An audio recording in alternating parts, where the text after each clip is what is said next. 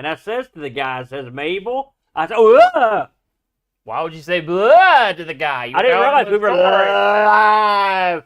International TV, live. Who'd have thunk it? I think you're overselling it. Hi, everybody. It's me. Unfortunately. And unfortunately, him. Oh, beat you to it. Would you stop stepping on my lines, hairy boy? Look at that beard on you. You gonna go for Santa this year? Put some dye in I it? might. Yeah, the thing I is, look pretty good with a white beard. the If you problem remember back is, from the Zeus days. Santa is a jolly man who loves children and merriment. You're a pissed off grump who hates everything. I can be jolly. You're more like Krampus or Krampus. A Krampus in my Bacchus. That's what you are. How was your week? Hey, Steve Burtz. Hey, Drone Doctor. Picard. Center Freak. Rob. How y'all doing? Dancing Cat. The 30-cent dancing cat. Listen. Just give me money and I'll dance. If you give me 30 cents, I'll dance just like that cat. If you can dance as well as the cat, I'd give you 30 cents. I don't think I've got his endurance, but I've got his girth. That's what I say. Boy, have we had a fun couple of days. I'll tell you that. Merriment, joy to beat the band. No, the band was beaten by merriment and joy. Now we're capping off a 4-day weekend with a cold night here in West Virginia. It's not that cold. It's ice cold. It was cold yesterday. It snowed yesterday. It actually snowed far more than I expected. The old man got like 5 or 6 inches, he said, and Pat and them got a bunch more. Yeah, we got a couple inches. No, we didn't get a couple inches. We got 2 inches, I heard officially.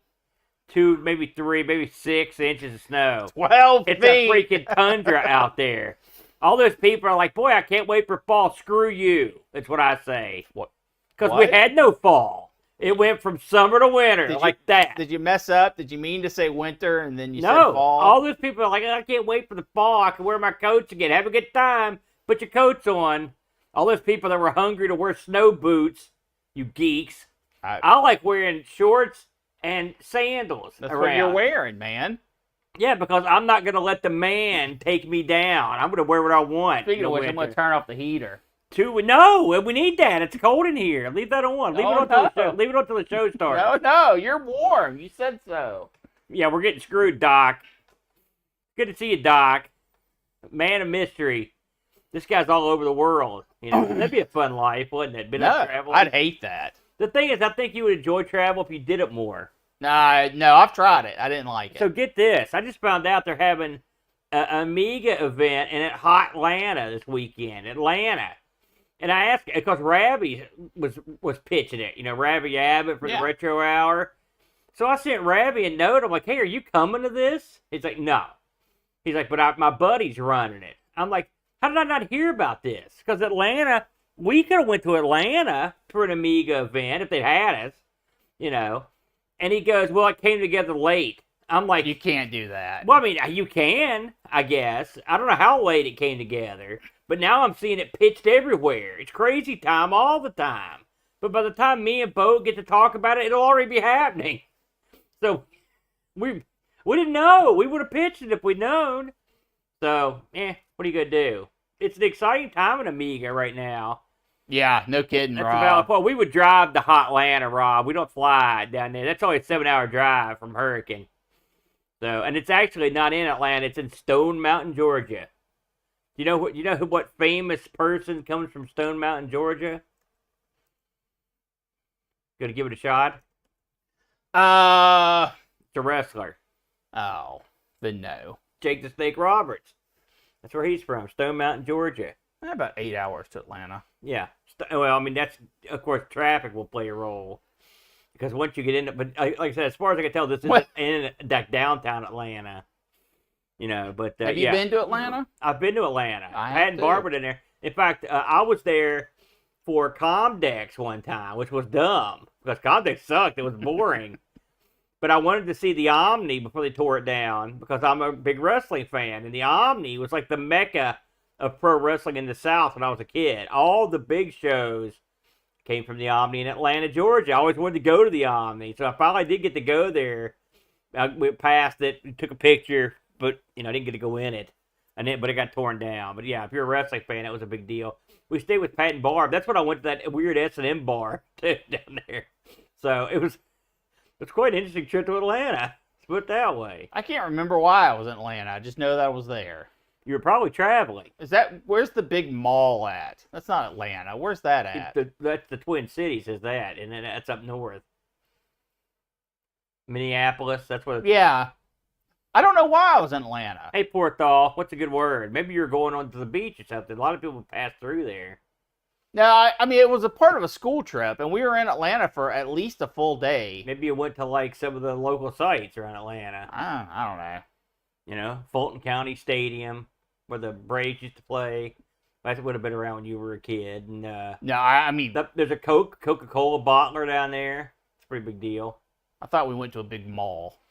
I mean, I'm sure they have a huge mall. But I mean, it's hard to win that a school trip would be revolving around going to a mall. Yeah, I believe it was a stopover before we went to Disney. Oh, yeah, how about that? Uncle Larry, God bless you, sir. I'm happy to see you, man. I hope it's not too, I know you guys got killed with snow, Larry. Hope you didn't get it too bad out there, my friend. Larry's a constant in these, who'd have thunk that? I never in a million years would have think that Larry would be in all of our streams. It's good to see you, man. Hey, before we get started, I'm going to pitch my own shtick. Yeah, this week, me and Bode are playing a public domania this week on Amigos. Okay. I haven't tried the game yet. What day is today? I should probably try it tonight. Public domania, you can sort of get away with that. I can't say anything. I didn't play your game until this morning. Yeah, good, Leroy. And then Friday evening, it's of course, in October, me and Rob did Conversations to the Dark Side, 5 big events. Holy smokes, TSI Matt. What's up, Matt? I was just planning I got to talk to you later, Matt, about our Thanksgiving plans. And, of course, the trip to Pat's on the 22nd. I'm going to get back with you on that. What's up, Tex?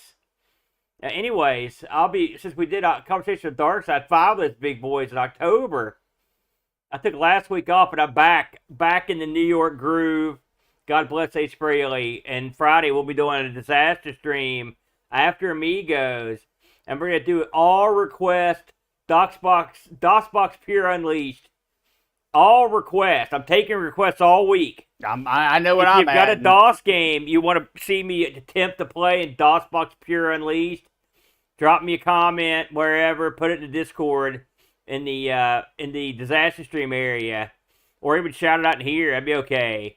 And then you can never remember it. So I'm going to do all that. Plus, at the main event, I'm going to install Windows in DOSBox Pure Unleashed and try some Windows gaming in there. Yeah. It should be a good time. What's up, Keyboard G? Good to see you, brother. Vet. Good choice. I have played Vet. That's a good game. It's not bad. I tried to play, they mentioned me on This Week in Retro a couple weeks ago, so I tried to play Need for Speed, and I couldn't get the car in first gear. And Neil said he was just screaming of all the weeks for Neil to come back as guest host, he came back just to mock me. And it worked. Oh, God, Picard, don't make it so. What's up, Isolated Ray? It's a great name. One of my... I love it, yes. My Psycho favorite Pinball. DOS games. Yeah. And I know I've told you this before. Yeah. This is something you should play. Yeah. Big Red Racing. I will. I'll play it. I know it's one of your favorites. What's up, noob? Yeah, we're going to do on Tuesday tonight. Hey, is that Psycho Pinball? Is that Kiss Pinball, Ray? Is that the one you're talking about? That would be in honor of our main man, Ace Frehley, who tragically, did you hear how he passed away? Mm-mm. Ace Frehley, guitarist for the original lineup for Kiss. I thought, the guy's old, I'm beat down, whatever. Ace Frehley didn't exactly live a clean life. Yeah. He was all over the map. He tripped in the studio and banged his head on something and died from blunt force trauma. Well, yeah, that happens. That's crazy, isn't it? Psycho Pinball. Okay. I've never played that, Ray. I'll give it a whirl, man. Yeah, Big Red Racing was one of those games game that I acquired back in my college days, And I don't know why I love it so much. Because, I mean, it's a guilty pleasure game. I mean, it's fun. It's good. Mhm. But it's not something that you would think you would remember, 30 years later. But I do. I do. Didn't you? We did that on ARG once before. I'm going to look up what show that was, Aaron. What you mean? What episode? Because you did it. I know we did it. I think it was the DOS episode, if I'm not mistaken. Big Red Ray. Oh my gosh. Did you look up ARG Presents or just type in Big Red Racing? No, ARG presents Big Red Racing. We didn't. How did we not? There it is. DOS games. 41. What did I play? You did One Must Fall. But we broke out the hits in that episode, didn't we? It's like our 2 favorite DOS games. There you go. That is crazy. 41. That means I would have been on the show for like what? Less than 10 episodes? Yeah. I don't know. When did Boat roll? 20-some? 27? Something like I that? thought it was like 19. Was it? Boat didn't stick around long for this show. He bailed early. It's funny because I thought that he'd like this. I will say the one thing about ARG is like I feel like I know a little bit about every machine ever made. I mean, Like, I see stuff all the time. I don't pop up on remember YouTube. any of it, but I know it. I mean, I know it when it comes up. I'm Yeah. like, look at that. Speaking of hovercrafts, that's on Keyboard G mentioned that. I watched this guy on YouTube. He bought a chopper motorcycle off Amazon, and he rode it from the middle part of Alaska to as far north as you can go. On this brand new, it came in a big box. It's a motorcycle, but it worked. He got there. Then I watched an episode he did. He built this. He went out this. I guess in the Pacific Northwest, there's this big line of old abandoned railroad tracks. Probably tons of them. Oh yeah, I know. I watched that too. Have you seen this guy? Yeah. And did you see what he put on the railroad tracks? Yeah. He puts a hovercraft on there. Yeah. That looked awesome. Except for the part where it broke down, he had to drag it back. Continuously. Yeah. But that would be fun. It sounds like What a a great good idea. idea until you remember the railroad tracks are not well. I mean, those particular tracks aren't maintained at all. Yeah. And it's debris central. What happened to hovercraft? Those things were everywhere back in They're the day. really loud. Yeah, but they're cool. Yeah, but they're They really float loud. they're like land speeders, basically. I can't stress this enough. They're really loud. What you need to do is get some of them silent fans, like you can get for the PC now. I don't think those are going to produce quite enough thrust. If you think about it, drones are just giant hovercrafts without Yeah. the skirts. It's exactly what they are. And I guess they're sort of more like helicopters than they are hovercraft. Well, I mean, what is a helicopter if not a hovercraft? Do you ever fly that one you got around, that cool Yeah. one? Not nearly as much as I should. You need to bring that up to the camp sometime so we can see That is the aerial plan. views. That'd require you to leave your house at some Well, point. that would require me to have the time to leave my house. Understandable. Well, you want to kick this thing off? I mean, it's just about Miller time. It's actually passed. I know. How do we do that? Well, because we get to go on. You don't shut up is the problem. Oh yeah, that's me. That's me.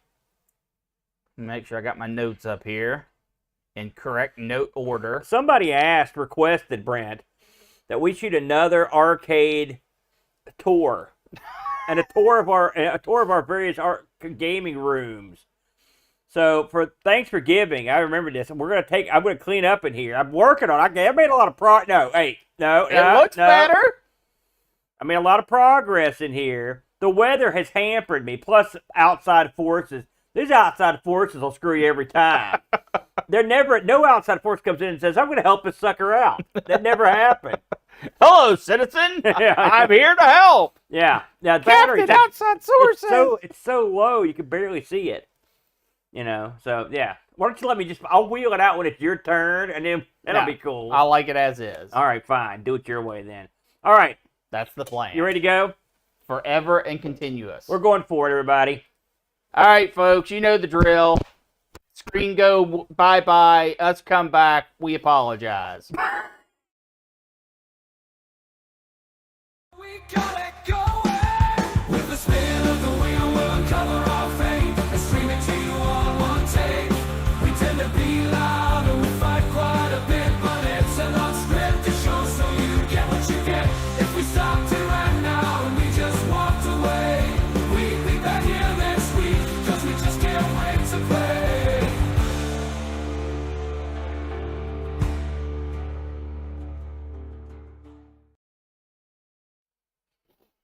everyone, and welcome to yet another ARG Presents. Are you kidding me, the Brent?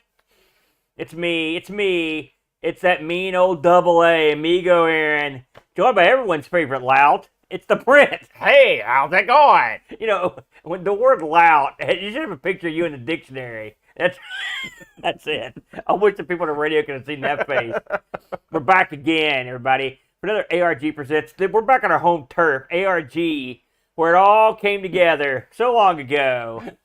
And this week, once again, what came together will be torn asunder. You know, if we could ever go back in time and alter one thing in life, I'd have never been on that show. Too late, jerk. You're here for life now. So, you know, sometimes you get a simple thing, like a request to play games with celebrities in them. Games with celebrities seems like an easy task, but no. There's always one man that takes an easy task and makes it god-awful and hard, and that's the Brent. He's done it again this week with one of his patented Brent Baloney picks. What? But we'll get to that in a little while. Let's talk about games featuring celebrities. Now, we made a couple pre-requests, caveats, if you will. Now, what were those caveats to Brent? We had to pick someone who was still living. Still living celebrity. Yeah. And presumably they would be a celebrity, but we're a little bit on that one. So before you came across your choice, what were the other options you had on the plate? Well, this was an interesting one because I actually found a Wikipedia article that lists all like famous people in games. Yeah. And there's 3 categories of these people. Category 1, sports people. Right. Which there are tons, right? Name 5 real quick. You've got King Griffey Jr. baseball. Yep. You've got Madden. You've got Michael Jordan's basketball. And we played Dr. J versus Larry Bird. Which we also played. The Big Hurts baseball. Yeah. Pete Rose is in there. He got a baseball game. Tommy Lasorda's got a baseball game. And then you've also got your golf people. Yeah. Lee Trevino. You've got your tennis Tiger people. Woods. Yeah. Jimmy Connors. So if you want to do sports people, you've got it all day long. Yeah. I didn't want to do sports people. I didn't either, so that was sports out. I was with you on that. Number Too 2. easy. And we did the best sports titles. The stupid ones that Michael Jordan was involved in.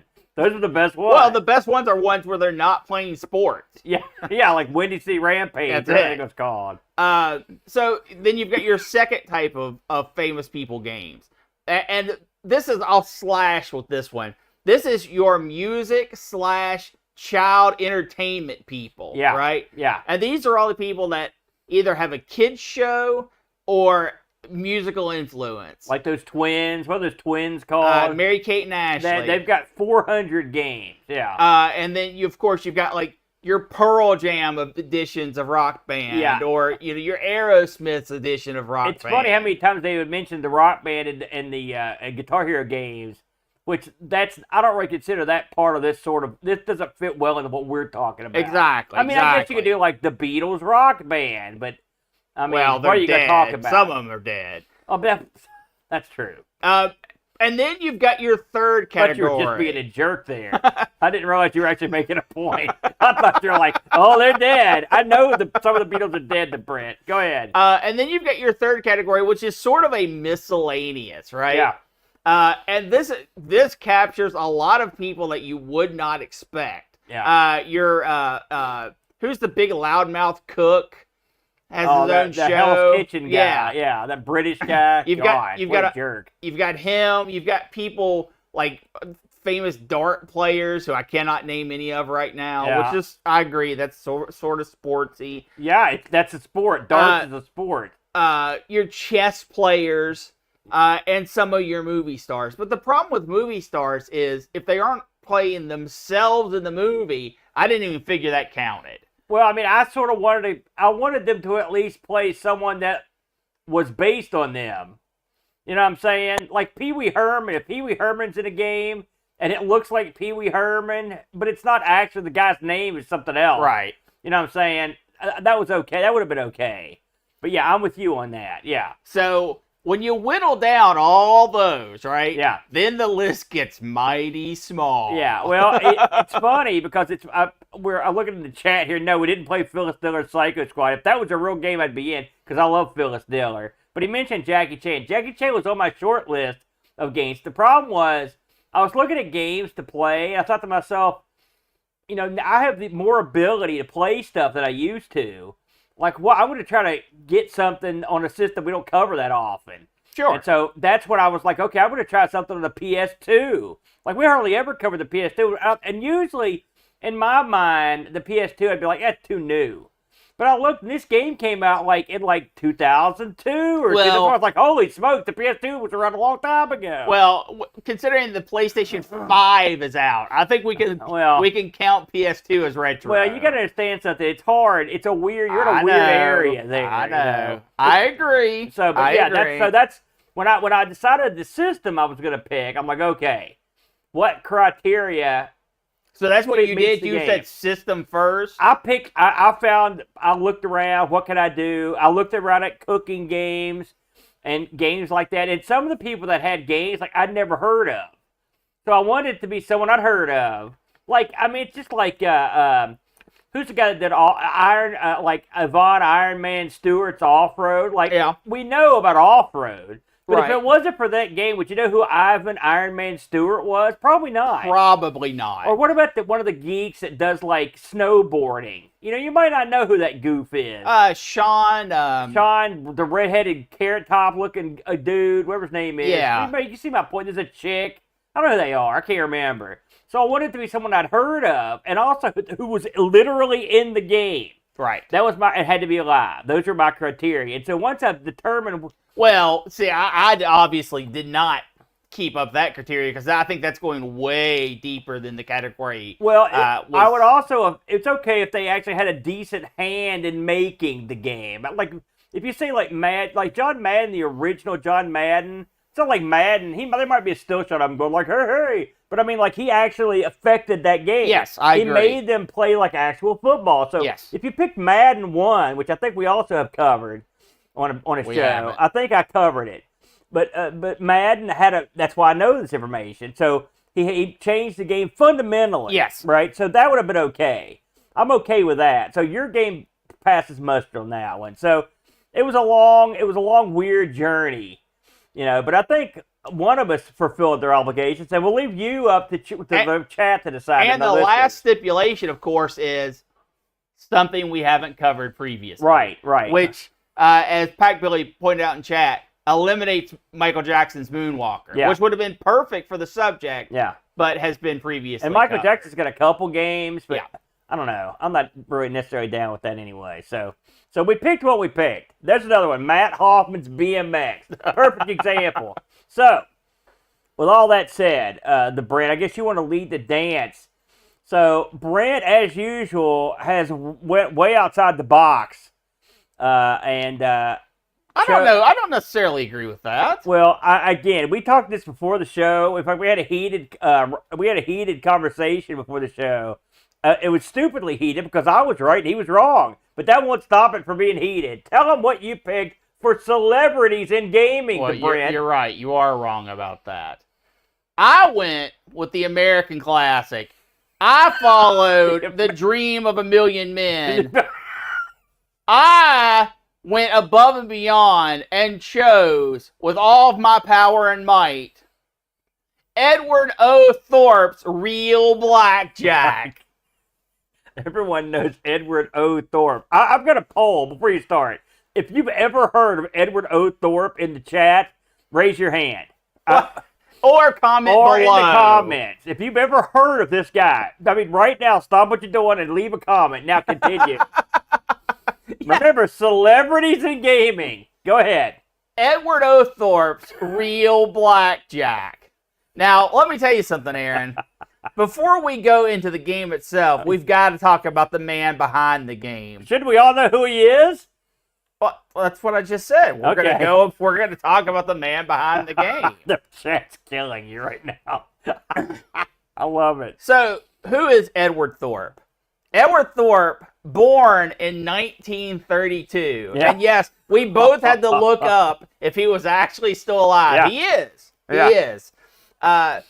is a mathematical genius who has written many books, both on the subject of blackjack and later in his life on investing. But we're going to focus on what he did with blackjack and how he revolutionized the game. I think currently he's like a big investment guy. He's a huge investment guy. He also pointed out, like Bernie Madoff. He's like, no, this guy's scamming a bunch of people way before it came out that it was true. I'm talking like a decade before. Yeah. Because this guy knows numbers. He is numbers. What? What a tagline. He is numbers. He is. And he wrote a best-selling book called Beat the Dealer. Aaron, Edward Thorp figured out card counting before card counting was a big thing. This man did the math, ran the numbers, and knew that you could get an edge on blackjack if you could correctly predict what cards were still left in the deck. And when he did this, Aaron, he used modern technology at the time. He learned how to program in 4chan, went to his... Fortran. Yeah, what'd I say? 4chan. No, he definitely didn't program that. He went to his university computers, loaded up this program, and ran it, right? Right. And everything checked out. And he was like, crap, this is it. Took $10,000, went to the casinos and put his thoughts into action and won. And that's when the game was on.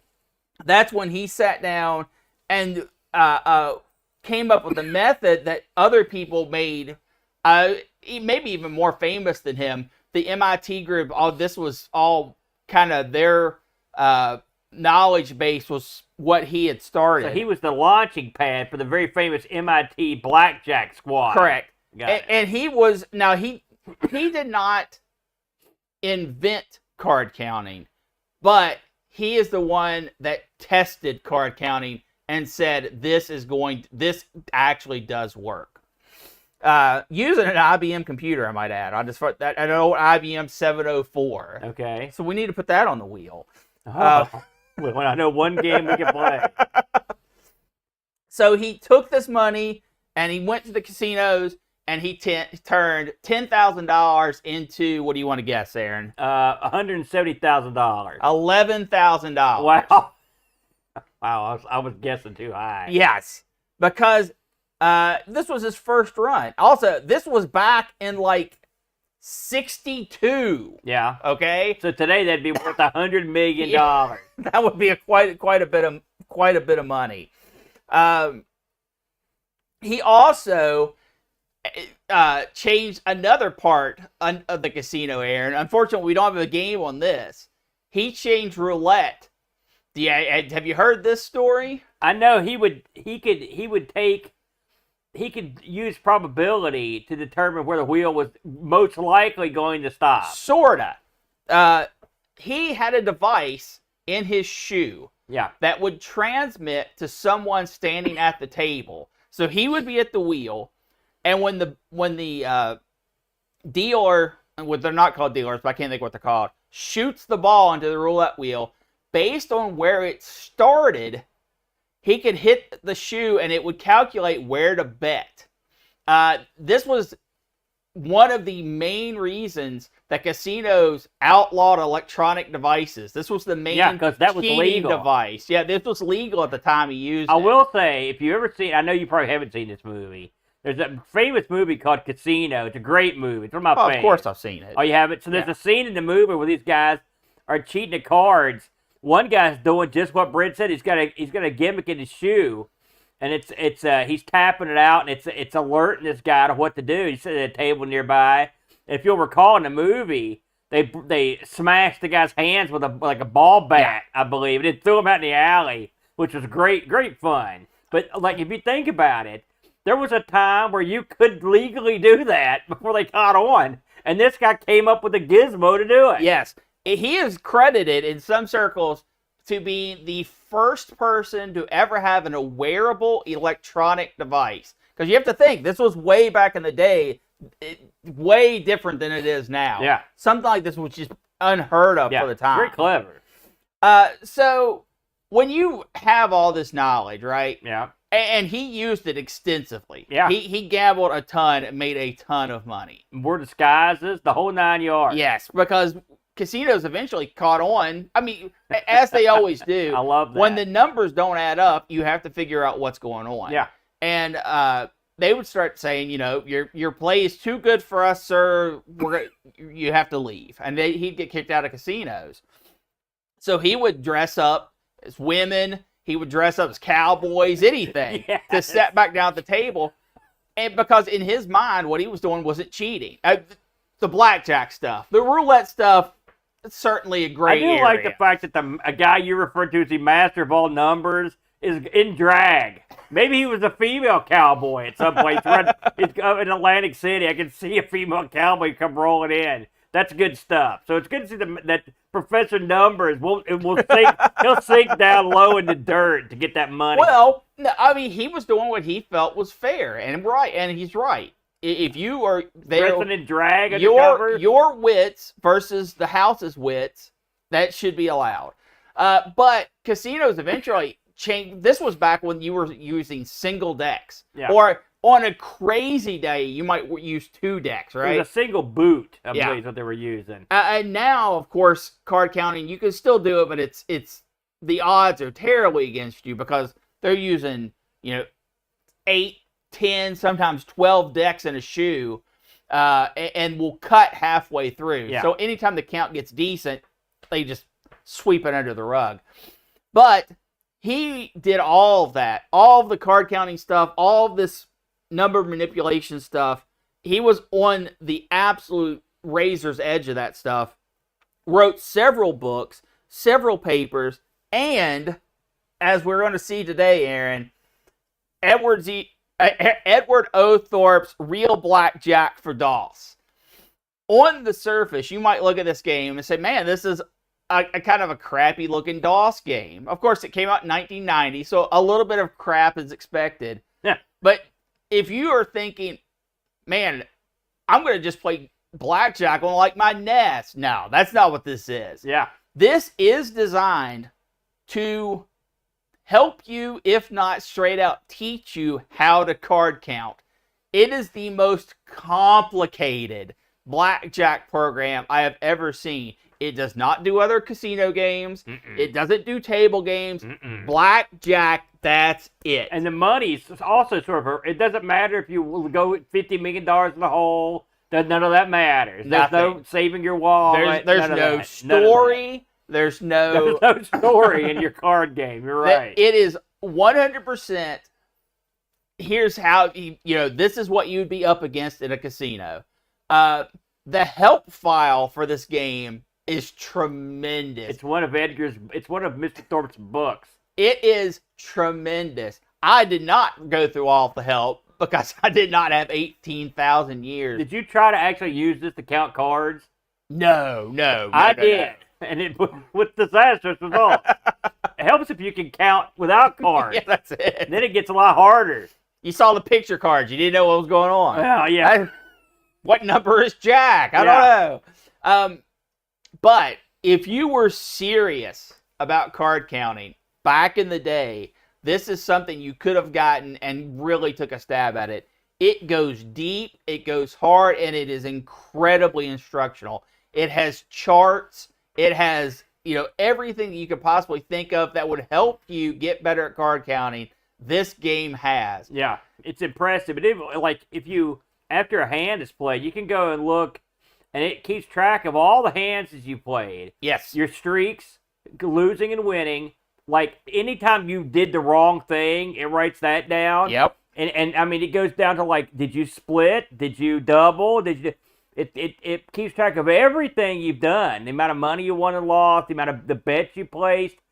I mean, it's crazy. And it gets to the point where you could even basically have like, I mean, I'm going to throw this out there. It's going to seem nonsensical, but your play style, it's almost like having AI abilities because you could tell it how you want it to play in certain situations.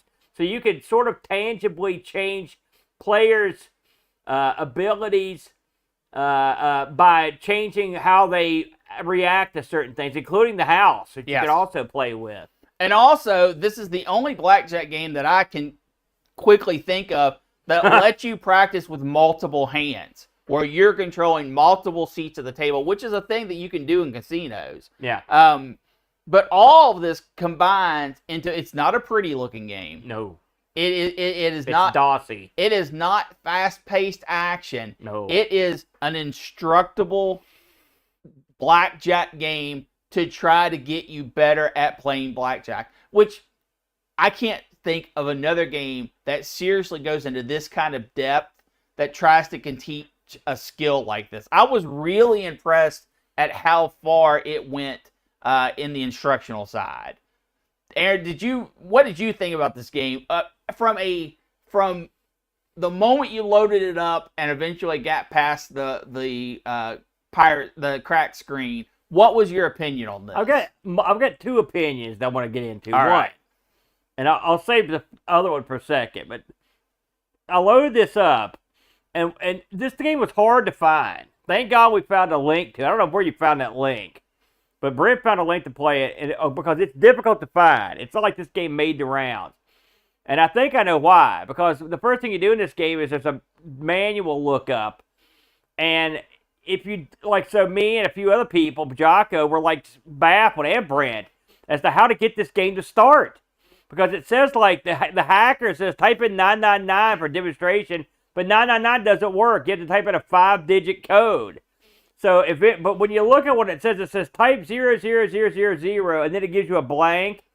And so I thought it just wanted 5 digits. No, it wants you to type in 5 zeros and hit enter, and the game will start. So that's how you start the game if you decide to play this. We'll put a link down there because you can play this in your browser. So once you get started, everything you do in the game revolves around your function keys. Yes. So I mean, all Which you'll is do. odd. There's no mouse. There's no cursor around. It's all function keys. So once you get used to that weirdness, I was talking to Brent before the show, I could never get a non-human player to do things, ante up. To set on our side of the table. Yeah, the dealer, of course, is all automatic. I don't know if that's something wrong with the game, or... I think it's our understanding. Well, I mean, I tried every key, and nothing would ante an automatic player. So I used to play every hand. Yeah. In fact, the video, if you're watching, that's me playing.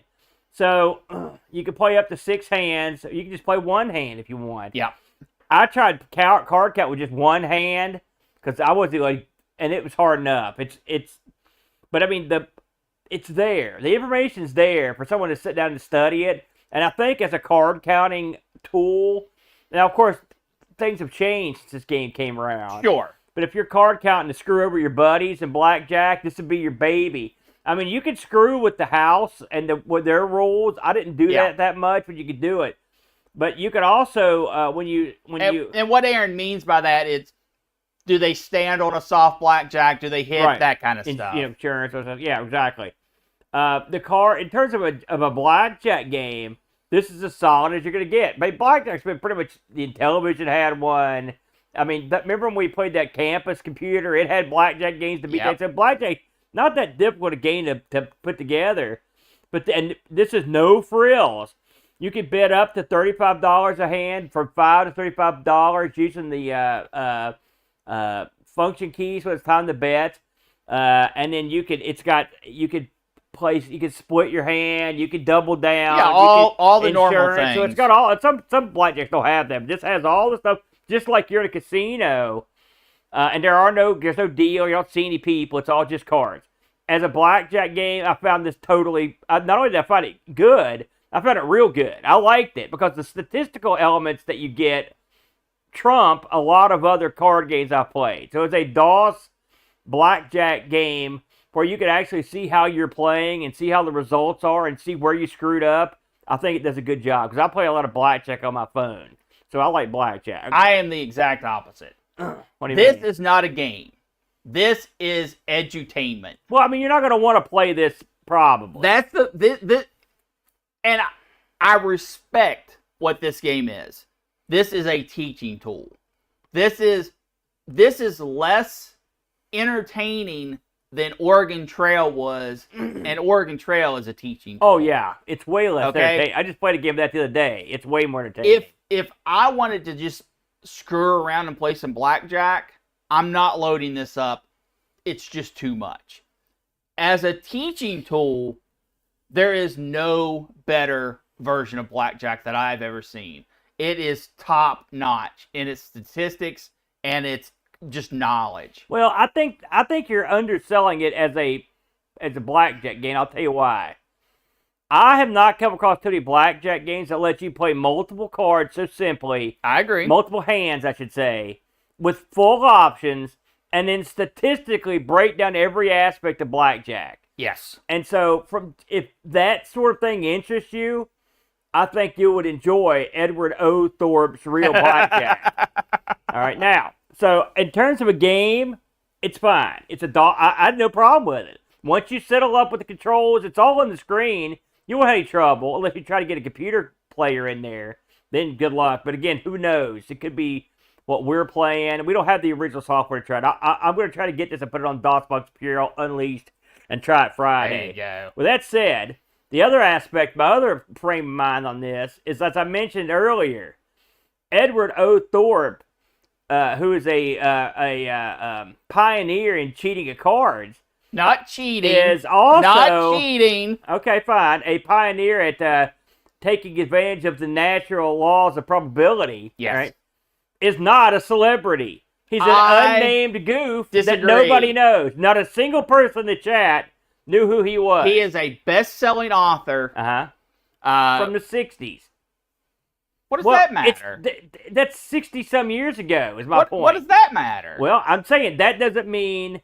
Yeah, even drone doctors give you the business. So I stand that this was a flimsy excuse to play this, to talk about this guy on the celebrity show. I disagree. All right, fair enough.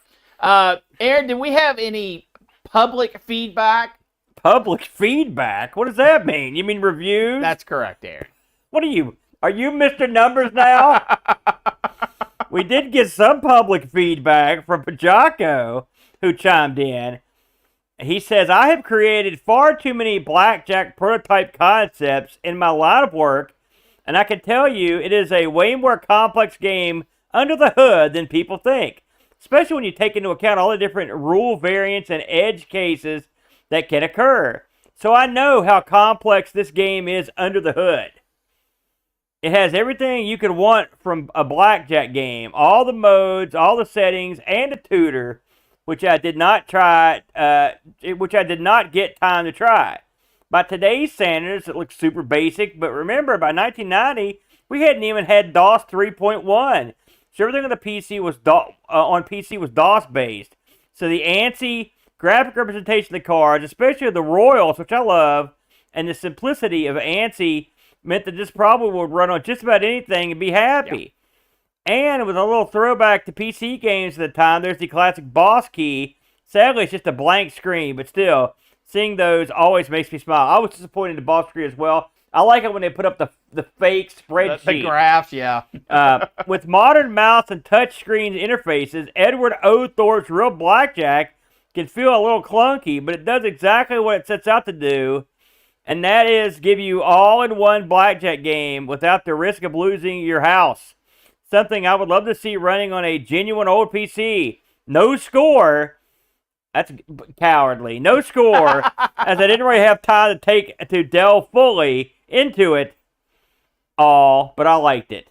So no score from Pajako. I'm going to score it for him. 8 out of 10. There you go. That's the Pajako way. So there you go. That's all we got on that one. Can you purchase this online? You can, because I looked this up on eBay, and there's a copy for sale. Did you know that? Bam, how much? I didn't look. Oh. Any price is too much, as far as I'm concerned. Aaron, what did your celebrity do that was so great and awesome? Who did you bring to the table? So, me and Brent had a talk before the show about celebrities. And I mentioned to him that I think my celebrity would be known by almost everyone, while his celebrity would be known by practically no one. And so I submit to you, people of the chat, have any of you ever heard of a fellow called Jet Li? Anybody heard of Jet Li in the chat or in the comments? If you've heard of Jet Li, I mean, he's no Edward O. Thorp. I'll grant you that. So here's a little about, first of all, the game I picked, Jet Li Rise to Honor. There you go. On the PS2. He's a little jet lagged there in that picture you just put up. So Jet Li, born in '63, and is a martial arts. He's a man of many talents. Actually, he's a martial artist. I learned a lot about Jet Li, an actor and a philanthropist. So he's often touted as one of the most iconic Chinese film stars and one of the greatest martial artists in history. Did you know that? I mean, sure. Yeah, well, I mean, no, that's not, a lot of martial arts guys don't really do martial arts. No, no, he's good. I'm certainly not denying that. Yeah. So he trained as a wushu athlete at the Beijing sports school and went on to win multiple national championships with the Beijing wushu team between 74 and 79. So just right out of the gate, he's a wushu master. All right, Sure. which is, that instantly you get credibility right there. Once he got out of wushu, he made his acting debut in 1982 in a movie called Shaolin Temple. But the place I heard of him the first was a series of films that were very popular in China, and I had seen highlights of these things on martial arts highlight shows I used to watch called Once Upon a Time in China. It's a series of movies from 91 to 93. He played a Chinese folk hero, Wang Fei Hung, and then he also, and the next place I saw him that I thought it was awesome was Fist of Legend, which was a great movie. He really made his bones over here in the States, and it's funny. I was out of the Lethal Weapon series by the time the fourth one rolled around. I watched the first couple. I'm like, yeah, I'm getting too old for this too, but. Lethal Weapon 4, people kept bugging me. You got to see Lethal Weapon 4. I'm like, why? I mean, how many lethal weapons do we need? It's like, well, listen, there's a guy in there, he's killing it. He does a bunch of martial arts.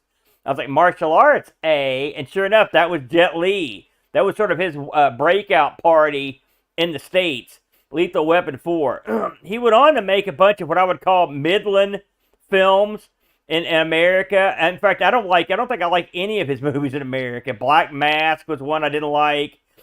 He did another one. He did a couple other ones I thought were mediocre. When I went to see him in the theater was rocking. They were having a good old time, but I didn't think the movie was that good. Yeah. I'm an old martial arts guy from way back. I'm not just gonna. Whenever these martial arts stars come to America, it's like Jackie Chan. Their work gets neutered because they have to do stuff the right way in America and not the dangerous, deathly way as they did it overseas. Oh, the Rumble in the Bronx was great. Rumble in the Bronx is pretty good, but after that it was downhill. And by the way, Jet Li, here's what I didn't know. He was in a movie with Jackie Chan. Did you know that? I never knew that. I need to see that. That's one I haven't mentioned. Anyway, he was in a bunch of films. He was in a Mummy movie, and he was in a bunch of the Expendables movies with a bunch of guys. He was in a movie with Crank, Jason Statham. So he's done a ton of movies. Pretty popular guy. Here's some stuff I didn't know about him, just to close it out. Jet Li topped Forbes' list of Chinese richest stars in 2004 and was 10th in the Forbes China Celebrity Hot 100 in 2004. He was 3rd in 2008. So there were a few years where, think about it, you're the biggest, most popular guy in China. Yeah. Oh yeah. That's no easy feat. It's a big country. So he's got tons of cash. He was named as the Time magazine as one of the most influential top 100 influential people in 2010. And this is the world. Think about that. Yeah. I mean, so that's impressive. He's a big time. He's really gives tons and tons of money to charities. He's a big charity guy. So his philanthropy is renowned in China and throughout the world. So he's a real giving guy. He's also a guy who has mastered multiple disciplines in martial arts. He continued his studies. He's got a reputation as being a guy who is very well learned. Like, one of the things he does in his spare time is meditate. He's a real sort of down to earth guy. So Jet Li, a real stand up guy, good guy, one of your top martial artists top 10 for sure of all time. Okay, so with that said, how was this game? Because we've seen. Well, no, I don't know if I go that far. So, yeah, the Forbidden Kingdom. Thank you, Sataro. That's the one he did with Jackie Chan. So, the game I chose, Jet Li Rise to Honor. Released February 17th, 2004 on the PlayStation 2. 2004. It blows my mind. This I love the credits on this. How many credits do you think it took to build your game? How many people you figure made that game? Probably 3. Probably the guy. Probably Edward O. Thorp, the programmer, and maybe a guy who put them on a Ziploc. Right. There are 309 credited people that worked on Jet Li's game. No, that's no. Let's good. go through them. No, just kidding. I can see Brett having a heart attack. This was published by Sony, and it was developed by Sony Studio Foster City, SCE Foster City, an internal development studio at Sony. So effectively, this was published by Sony and developed in-house by Sony in their American headquarters. I always like to look at the sales on this stuff. This is a weird one, the Brent. So this had 1.27 million sales worldwide. Had 620,000 in the States, 480,000 in Europe. Was not released in Japan, which I thought was strange. You'd think this would get over in Japan. They love martial arts over in Japan. So maybe there's a cultural thing we don't know about. That just struck me as odd. You never know. Although those sales numbers, I mean, I know it's 2004, yeah, but that's not good. It did get a greatest hits release. So I guess once you get to 1 million, you get one. That's all I can.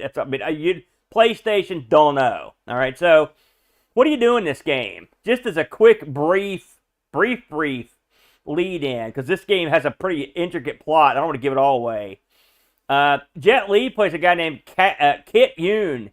He's, and as usual, as you would expect, an undercover Hong Kong police officer who is out to protect a dignitary named Chang, who's a boss of one of the Hong Kong crime gangs, and he's a friend of Jet Li's father in the game.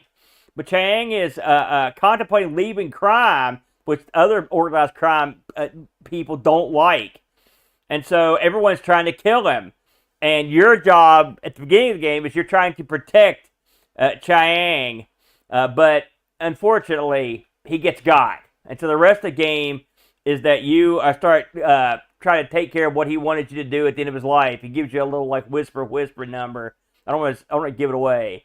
And then you go after. But as in a lot of these games, the plot is sort of secondary to the actual killings and the beatings that will occur. So this is a game that was obviously heavily influenced by Hong Kong cinema. You're not familiar with Hong Kong cinema. Lots of martial arts action. Lots of action. Full on. Jet Li not only lit his name to this game, but he actually had his moves captured. In fact, some of the stuff came right from his movies. I think he did some actual motion capture for the game. Sure. And they also used his fight choreographer from the movies, Corey Yoon. So he choreographed what you can of the fights in this game, or at least attempted to give the insight to make this more like one of his movies. The game takes place in a couple cities, Hong Kong, San Francisco, and it's got a unique control system. In fact, the controls are the game. Yes. We're going to get to those right away. So if you're familiar with the PlayStation 2, the DualShock control, it's double analog sticks, and you've got your directional buttons, 4 buttons, and 2 buttons on each side. Yeah, it's a modern style stick. Right, so it's a PlayStation 2 joystick. A lot of fighting games or beat 'em ups, you'll use the analog stick or the directional stick. You'll run up to the guy you want to fight. You'll hit different buttons to achieve different goals.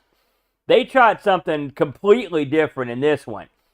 In this game, you use the left analog to run around and the right analog to do your moves. And so you're thinking to yourself, why would you do that? Well, in this game, if you ever watched Hong Kong cinema, it's like one guy gets like 8. You know, and they don't attack Bruce Lee style. They all come at you. Well, Sometimes it's a mixed bag. I'll give you that. So in this game, you learn pretty quick that the way this works is, like, if you've got Jet Li facing north, and you've got guys coming from the south, the west, and the east, all you've got to do is use that second analog stick and just aim in the direction that you want to throw an attack. That's sort of like your attack stick. And he'll spin around and hit an attack. And what this allows you to do is, it allows you to attack in any direction, no matter which way you're looking. You can spin around and do stuff. Eventually, you'll understand, you'll come to find out that you'll actually can do special maneuvers with this, and you can sort of like figure out what you're doing, as opposed to just like randomly hitting it and stuff happens. But I mean, this is one of those games where stuff happens. Yeah. Sometimes when you do combat. And if you're confused by Aaron's description, think Robotron 2084 or Smash TV, but as a 3D beat 'em up. Right, that's where I was going. I mean, because instead of just shooting, you actually are kicking, although there is shooting. Now, they augment that stick by some other wacky stuff. So, like, there's basically what effectively is an action button. I believe it's R1. So R1 will make you jump when you need to jump. It'll make you scurry up a wall when you need to scurry up a wall. It'll make you go up a ladder. It'll also grab a geek if you're fighting a guy. There's like the very beginning of this game, this dude steals this parchment, and you're chasing him through the city, and he keeps throwing guys at you to kind of stop you. And this is sort of the tutorial. They say, okay, here's how you do this, that's how you do that. And like for example, there's a button you hold down to block or to dodge, and when you dodge, it leaves your enemy open, and you can do some really cool stuff to them with the attack joystick. Another section of the game, these suckers come out this bridge between buildings to try to accost you. He's like, hit the R1 button, and the R1 button will grab these guys and just tip them over the side of the building right to their death. And it's the funny thing about that opening cinematic that you play through. I was going to ask you about this, your thoughts. At the end of it, you've went through 100 guys. At the end of it, the guy just surrenders. He's like, it's just a test. Good job. And I thought to myself, you killed like 20 guys to get to him. Like, does he not care about his own man? They were killed, and they were killed quickly and painfully. So the opening cinematic instantly made it's not a cinematic, you play it, but it made no sense. But it was a violent test. Well, and really that. I mean, not from a plot perspective. Yeah. The plot perspective, I don't care because it is what it is. Yeah. But the whole game wants to be cinematic. Yeah. It demands to be cinematic. Since you are using one analog to move and one analog to attack, that means you have no analog for camera control. That's I was getting to that. Yeah. And it is a brutal task at times. There are points where you're just walking towards this yourself, and there's no spin around. There is no camera control. Sorry, there's zero camera control. None I've found anyway. No. So once you've mastered grabbing your opponent and pummeling your opponent and dodging from your opponent, there's another thing you can do. If you hold R1 and L1 and flick the right stick, he'll do a quick strike when your opponent's attacking. So they give you options. A counter, yeah. In combat. All right, so I mean, I will give them that. And some of the attacks he does are awesome. You really feel like a stud because you're pummeling like 20 guys. You're pummeling them. And they come out of the woodwork. And then, since they are not tied to reality, like if I'm in Donkey Kong and I hit the jump button, I jump. The jump button doesn't also do other stuff. It just jumps, right? In this game, it's sort of like the do the stuff now button. And so the stuff might be jump, it could be shoot, it could be climb sideways up a wall, or like do a pull up and Frankenstein a guy to his death. It could be anything. So you're right. The game, it's like an interactive film in a lot of ways. There's a scene where this guy's like, oh, you're pretty tough. Let's see you get shot. And he has to take us a couple machine guns and goes like, blah, blah, blah. And your guy's job is to run. And this is another part of this that's not very heroic, because while he's running for this guy, women, like old men, are just getting gunned down as you trail the gun. And there's nothing you can do. That's part of the game. Yeah. And that part reminded me more like a Dragon's Lair, because you've got to learn when to hit the button. The jump button doesn't work like a Donkey Kong. In Donkey Kong, I hit jump, Mario jumps. In this game, if you're running towards an obstacle, you have to jump. You can't just start tapping jump like a maniac. You've got to wait till it says jump on the screen. Yeah. Then you hit the button, and then it'll show like a scene of your guy doing a cool flip or something. So it goes outside of gameplay and flashes. It is quick time events in real time. Yeah, it was unusual. Yeah. I got past the first boss and into the second area. I got there. I played long enough to get to the gunplay. Gunplay is your classic hide behind an object and then swing around and shoot type of affair. Yeah, Now, cover based. in this game, I was like, hey, I'm not going to shoot. I'm just going to run up and pummel these guys. You can't. That's not part of the movie. The director says cut. And so what you've got to do is play by the rules. And the rules are you've got to shoot these guys. And so when you hit the button to come out from behind your thing, like a cursor, a crosshair, with an O around it will come out, and you sort of position over the bad guys. It's not that hard to do. No, because it snaps. The gunplay was fine. I don't think there's a ton of gunplay in the game. I looked through some of the late. I didn't want to go look too far because I want to actually beat the game. But if you go through the game, there is some gameplay involved, and some gunplay, but there's a lot more martial arts. I played it with Chinese dialogue with English subtitles to make it more fun. I like it like that, and it worked fine. Soundtrack was good. The graphics were. It's funny. The worst part of the game is Jet Li. He looks weird. He's a little ugly. And a lot of this is the PS2 era, so we're coming up from your PlayStation 1, and it does look like an upgraded PlayStation 1 game. That's the way it plays. My problem isn't with that. My problem is just everything is so muddy. All the colors are so muddy. It's nighttime and stuff, too. That's part of it. It's a lot of it dark alleys, damp. The bad guys in this are jerks. And some of the good guys are jerks. It's a scene where you run through a kitchen. I don't know if you remember that scene. And so there's a guy menacing the staff in the kitchen. And so you pummel the guy and all of his buddies. And then the staff attacks you. One of them does. You pummel him. I threw him onto the stove, by the way. And then when the other staff members run out the back door, they're instantly gunned down. I don't know why. What happened? What did they do? Well, here's the thing. And I'm going to give my opinion on this game. Get on it. Go. Jump in.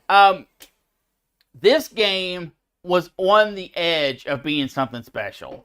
Yeah. Unfortunately, since it didn't make it over the line, it fell into something that is... I'm not going to say it's unplayable, because it's totally playable. But...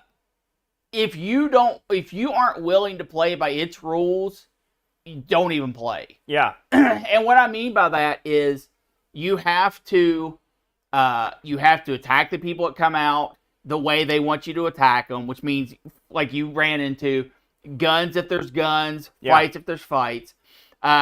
You're on a linear path. There's no branching out. No. Yeah. I heard this is one of those you play it once type games. Yes. Yeah. When you are kicking and punching, you are suggesting to Jet Li that you want to attack in a direction. You don't tell him, I want you to throw, kick, kick, kick. Yeah. You say attack up. Well, there are patterns you can use to make certain attacks go off, but I wasn't great at them. Come on. But they're there. You can't dismiss them. The best part of this game is the environmental interaction you can do.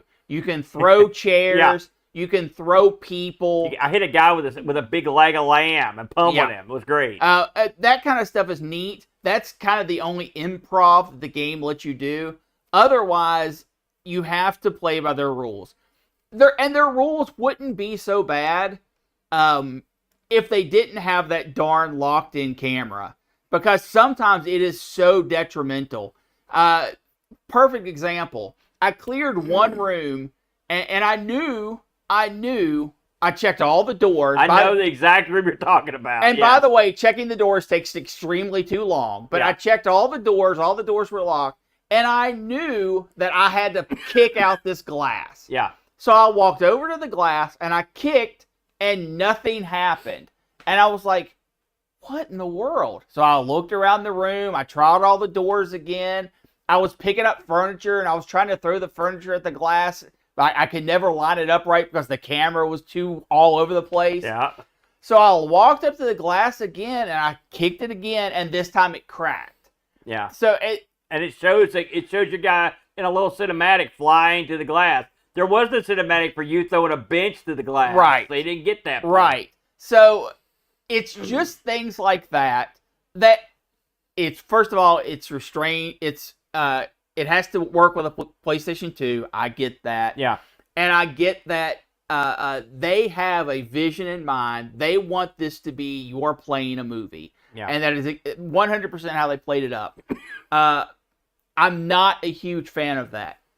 All of that said, this is still a fine game. Yeah. You are going to get in there. You're going to have fun. It's fun beating up tons of people. Yeah. It's fun being set in their world and doing what they want you to do. It's fun. They make a lot of that fun. There's tons of chairs to throw and tables to break.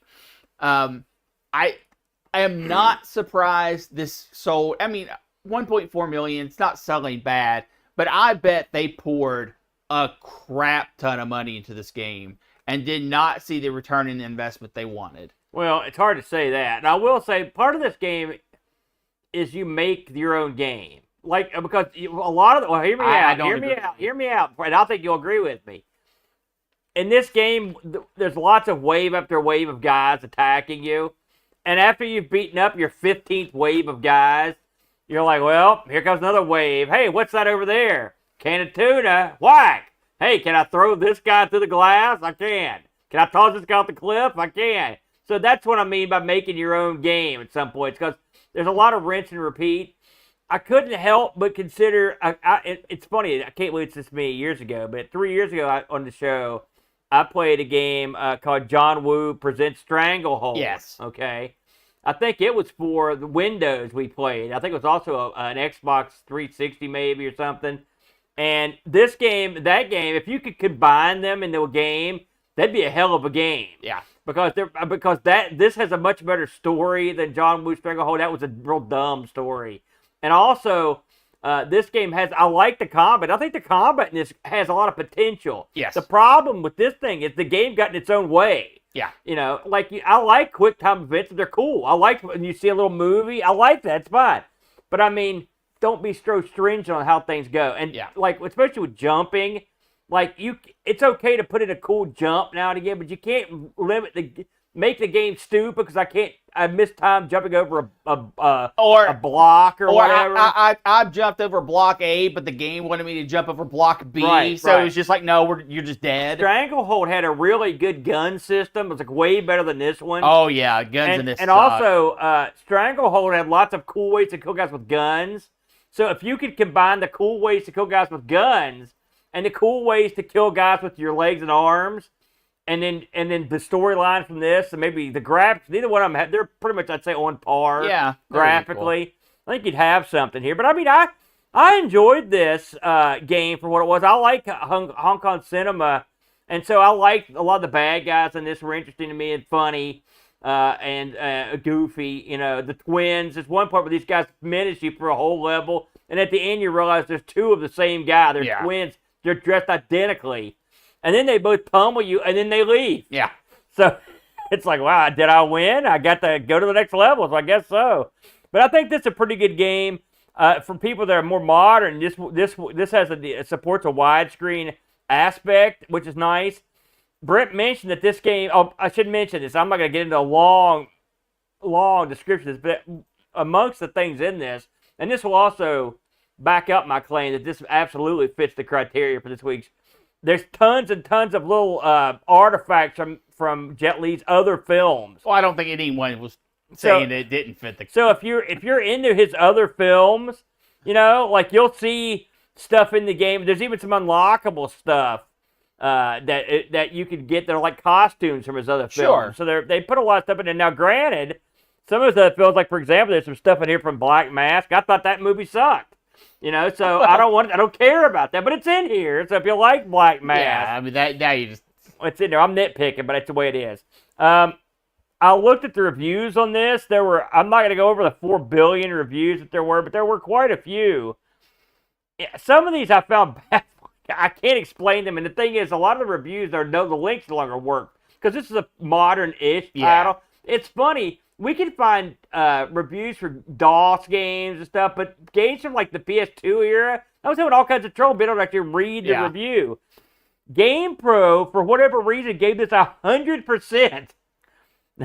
What? No, that is a check clear situation. Well, listen, I don't have a thought on that. I'm sure that was on the up and up. I don't see a reason why they would lie.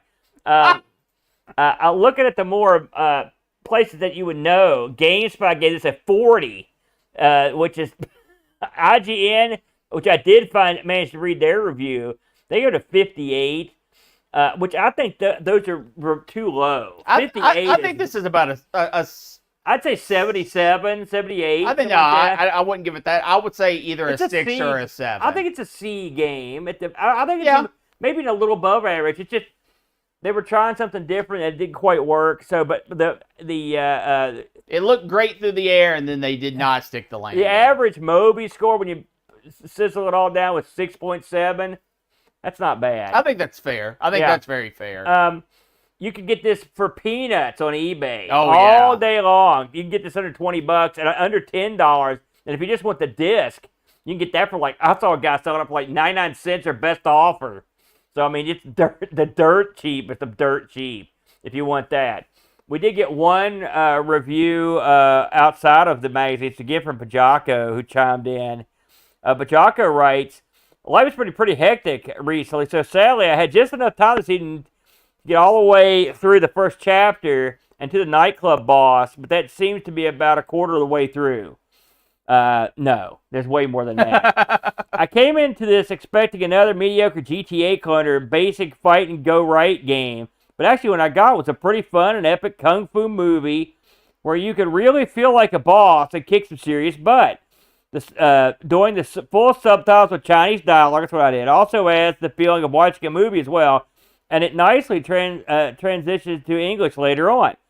With a nice mix of gameplay, it has a variety up the wazoo. It's got epic fights, slow-mo, parkour, gunplay. I wouldn't call it parkour, but I guess it is. Yeah. Gunplay, and a cheesy story with dialogue to match. One thing I like is even when you die, you can pretty much just continue from your last checkpoint, so you aren't replaying long stretches of the game over and over. Genuinely, with the PSX2 running on most PCs these days and regular access to off-site backups, there's little reason not to play this one. A really well put together game that doesn't take itself too seriously and really is a good Jet Li game, not just a game with Jet Li slapped on it. I reckon you could stick a solid couple or 3 evenings in and get through it all, have fun, and feel like a total badass. I will say, he mentioned something that I want to also mention I didn't like. This game gives you 1 save slot, 1. And so whatever you save, you've got to save over your other save slot, which I didn't like. No, it is dumb, but... That's dumb. Now, it does let you continue, but it is dumb. So, yeah, but I would agree with that for the most part, that this game is fun. It's dumb fun. If you've got a copy, if you can get a copy, grab it. I think you'll have a good time, but just be prepared to get irritated and annoyed at some of the game's more eccentric maneuverings when it comes to the quick time stuff and the weirdness of it all. Absolutely. Aaron, do you know the one thing that we never get annoyed by? Well, it's not you, so it must be the wheel. That's it. Now, Aaron, you added things to the wheel. I did. What did you add? For fun, the retro piece for this week is the PlayStation 1, and the piece we added, as requested by Buck Owens, games you couldn't release today. Games you couldn't release today. A small list of Close your lids so they can see. They can't see nothing. Close the lid. There you go. Fire it up. What are you rooting for this week? We haven't played an oddball system for a while. Well, we didn't get the retro piece. And the winner is, bam, he's in the chat, folks, from Pack Billy. Favorite game from least favorite genre. Oh! Favorite game from least. So you're going to be playing. You hate most genres. No, So the field's wide open. Is it going to be an Arkanoid style it has game? to be an Ark and Oil style game. Is it going to be a text adventure? It could be anything. Because Brent hates so much. So Pack Billy with favorite games from least favorite genre. So let me tell you what's happening here in the next couple weeks. That we will be back to ARG here in a while. But up next, the retro rotation spins again, the Brent. And next week, Sunday, November 16th, it's going to be Atari Unlimited, the Brent. Yes. Tell them what we're doing on Atari Unlimited. I don't want to. What do you mean? I thought you were excited about this one. I'm excited about it, but it's going to be so hard. We are going to because you have to do some work this time. We are going to look into the history of Tengen. Yes, that's right. And we're going to play a game from the Tengen catalog. That'll be November 16th, Tengen. The week after that, November 25th, I believe, which is a Tuesday of that week, it's a Coco show. We're bringing back Coco so we get their Christmas show in. And we'll be playing Kix or Quix, Q-U-I-X, the third-party bootleg knockoff That's it. of Kix. That's what we'll be doing November 25th. ARG Presents will be back. It'll be a while. We will be back with ARG Presents December 14th for favorite games from least favorite genres. Maybe we can even Christmas that one up a little bit. That might be kind of fun if we could pull that trick. And I want to say, so remember, next week, Atari Unlimited Tengen. November 25th, the week after, it's the Coco Show Kix. And then, November 28th, at 9 a.m., is that what we decided? The Thanks for Giving Marathon. Wheel is back in the view as myself and the Brent, the day after Thanksgiving, November 28th, will be in this very room for our yearly marathon. How many have we done so far? About 5 of these things? 5 or 6? I don't know. I've lost count. But for those that don't know, this is our yearly marathon to just give thanks back to our fans. We're not running a subathon. We're not asking for bits. We're not wanting you I don't know what they are. We're not trying to get you to join the Patreon. Now, if you want to do any of those things, that's fine. But we're not even going to ask for it. This is just a gameplay situation where we are here to play games for you and with you. Yeah. And we don't ask anything in return. This is just our way of kind of thanking the community. For the people here in the States, it's the day after Thanksgiving. Yeah, the 28th. And for the rest of the world, we hope you either watch us on your off time or while you're at work. Or you're on your own time, yeah. On the can, like in the bed. It's all good. We'll be on, normally we go right up until Amigos on that Friday, so we'll probably do that again. So probably till about 5 or so, we'll go till about then.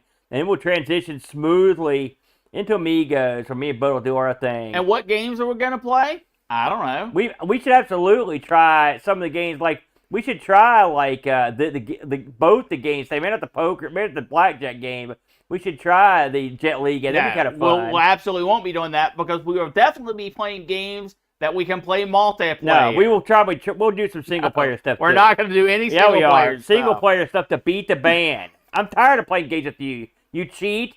When you lose, you get mad. Do you have anything else to tell the people? Okay, that's a complete lie. I can let your lie slide, but that one's so untrue. I love it. I love it. So, please join us in early December for ARG Presents when we play favorite game from least favorite genre. And tune in next week for Atari Unlimited, November 16th, where Brent does all the research on Tengen. Anything you want to say to the people before we take to the house, the Brent? Nope. We'll see you next week, everybody. Until then, roll on.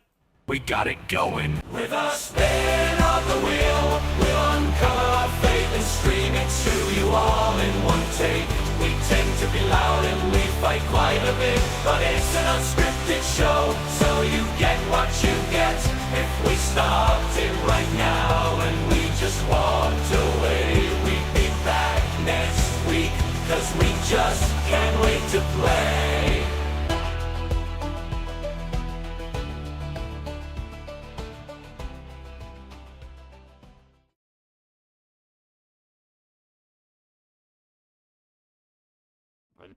Yeah, what do you think about that one, the Brent? What finally happened? You actually let that thing finish playing before you ended it. Finally, it finally happened. I can't believe it. Thank you, Steve. Thank you so much for that. Let's get the shutters back open. Thank you, Aaron. Pack Billy, for suggesting favorite game from. Do you remember when you suggested that one? Probably not. It's probably been 5 years ago. It might have been a while ago. Because we get stuff like, we haven't heard from Rushi forever, and I still pull stuff out from Rushi all the time. Oh, yeah. Oh, well, I mean, it's a bit of a backlog, and then... A bit? Yeah. I've still got sheets and sheets of pieces over here we haven't even looked at. Well, that's good, because because we can't print those anymore. I mean, we still can, but it'll cost money. Too cheap to print. That was fun. I had a good time playing Jet Li's game, and I even enjoyed that Blackjack There game. you go. Credit where credit's due. Well, no. I'm not going to give you that. I still think that was a baloney call. So what do you have in mind for the least favorite game, or favorite game of the least favorite genre? I'm definitely going to pick a breakout game. You have to, because it's well known that you hate those. Yeah. I think we've already played Warlord, so you're boned. I don't like Warlords. Oh, we've talked about How are we this. related? We've talked about this. But Warlords is the best. It's best when you've got 4 people around the machine. That's right. If you're playing it solo, it sucks. Listen, I loved how the chat, like when you asked if anyone knew who that guy was, like Well, nobody. first of all, I didn't ask. Nobody knew who he was. I told you, no one. And these are smart people. They're not morons. First of all, I didn't ask. Yeah, you knew I was going to. And you asked in a very manipulative way. If you That doesn't sound like me. If you'd have said, hey, there's a cash prize for anyone who knows who this guy is, I bet everyone would have known. There you go, Brent. Atari ST, the joy of sticks. I just heard somebody talk about it the other day. If I can remember it, Pack Billy, I will check that out. I saw him talking about that on Twitter one time. Wow. Well, no, I sold that thing, Pack Billy. So that won't be happening, I'm afraid. The moment that ST show went under, it was gone. No, there's a certain man, a special man, that bought the monitor and the TV and the machine from me. Don't worry, though. He'll be at Boat Fest this year because I sold it to one of our Boat Fest compadres. Mobius bought it. So our good buddy Mobius. Dad says he's home. That's good. So, gosh, let's see. I guess for the people that are left in here, thank you very much for sticking with us. Again, me and the boat will be around on Friday for Migos. We'll be playing Public Domania. I will be around on Friday evening to play some DOS Box Pure Unleashed. I've often wondered about the name of this. You got DOS Box. Yeah. You had DOS Box Pure. Yeah. All right. This is DOS Box Pure. And I don't know if Unleashed is the actual name of the product, or he just, when he wrote a thing like DOS Box Pure Unleashed in vivid color. So he could have been dramatic, and that's just said, but everyone calls it that now. He went to the Capcom school of naming things. Is that- Street Fighter 2, Street Fighter 2 Champions Edition, Turbo Edition. Like, there is no DOS Box Pure Unleashed logo. So I just took the DOS Box Pure logo and just wrote Unleashed on it. There it is. You know, so that's all you can do. I don't know. Real quick, Aaron, because I didn't want to bring this up during the show, but Is this a hurtful thing? I don't think it's hurtful. Okay, good. Do you think that the games we chose and the people we chose to highlight is sort of a window into who we are, or do you think that we just pick some games? A window into who we are. That's right. Well, the thing is, I love Blackjack, and I love cheating at cards. Not cheating. And so, I was familiar with that story, so I would say I have a foot in both camps on this one. And I'm also a much bigger Kung Fu movie fan and Hong Kong cinema fan than you are. Correct. So, I think for me, they're both fine choices. For you, you did your Brent maneuver. You know, you love the Brent maneuver. Don't act like you're surprised. Like, you love it. You love thinking. Some people think outside of the box. You ignore the box. Just pick whatever you want and then make it fit in the box. You put the round peg in the square hole. I honestly feel that more people knew. I honestly had the opinion that more people knew who he was. Well, your opinion was wrong, and you're dumb. I mean, I don't know. Can I be any more succinct? You are dumb for thinking that. No one knew who he was. And by the way, if last week I said, Brent, do you know who, before this week, like 2 weeks ago, if I said, Brent, do you know who Edward O. Thorp is? You'd have been like, nope. It's not like you were like, oh, I'm a big Thorp guy. I've never heard you mention him one time. No, you're right. I would have. And then if you would have said, the Blackjack guy, I would have been like, okay, yes, I know who that is. Well, I'm just saying, that's not fame. I disagree. It's like I told you before. If I said, who's Eddie Murphy, you know. If I said, who's the Ray J. Johnson guy, you're not going to know who that is. He's a guy who had a bit in the 80s, so you could call me Ray, or you could call me Jay. But no one knows who he is now, because he was only famous for a brief moment. But this guy was 30 famous or 40 for years ago. decades. Yeah, there you go. Bam. So he did educate as well as inform. I'm saying, I like the idea that you did research and had to talk. You spent more time talking about the guy than the game. You're stealing my gimmick. Yeah, I know. So I'm glad to see that you're coming around to the Aaron way of doing things. No. And next week, everybody, wait till he does all his research on Tengen. That's going to be a good time because we're going to see the Brent method. You've learned from the master, and you're going to take it and make it your own. Here's the thing. I've done research on this, and you know what the research says? No one has a clue. What do you mean? I've known plenty. There's plenty about Tengen. Oh, there is. Now, how much of it's true? All of it's true. No. All of it's true. It is a tangled web. Well, but it'll be fun to You'll learn be about. here to untangle it for us. That's what your job will be. I think you'll do a fine job to Brent. Now let's go to the house and have some dinner to Brent. Yeah, I'm gonna start studying now. All right, Aaron, wave bye to the people. See you Friday, everybody.